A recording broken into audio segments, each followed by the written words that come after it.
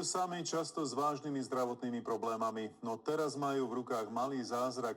SOS náramok, ktorý im môže zachrániť život. Svidnická samospráva ich rozdáva za symbolický poplatok a záujem rastie.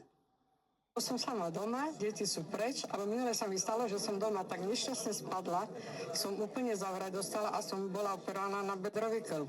74-ročná Zuzana Tokárska je vďaka náramku napojená na telefóny svojich detí a vie, že v prípade núdze stačí stlačiť červené tlačidlo. Náramok už nosia aj ďalší seniori. Mám problémy zdravotné.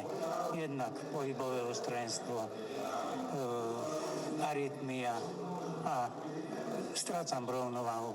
Mám problém s chodením. Takéto náramky zachránili a sústavne zachraňujú životy mnohých ľudí, hlavne starších a hlavne tých, čo majú také vážnejšie problémy, žijúcim osamelo, tak ako napríklad ja. Náramok vie privolať rodinu, lekára, mestskú políciu aj záchranku. Je to funkčné aj s priamym volaním na tesťovú linku 155. Z 200 náramkov si zatiaľ majiteľa našlo asi 50. Samospráva verí, že záujem porastie. Ak sa presvedčia o tom, že je to vhodné, že je to správne, myslím, že ten záujem sa výrazne zvýši. Čiže je to také, dá sa povedať, kvázi oťukávanie si novinky.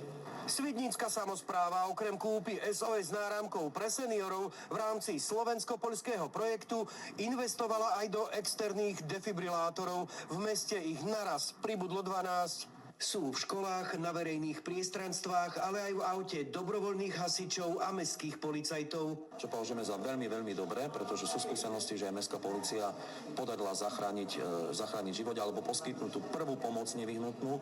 Zo Svidníka Pavol Sivák, televízia Markíza.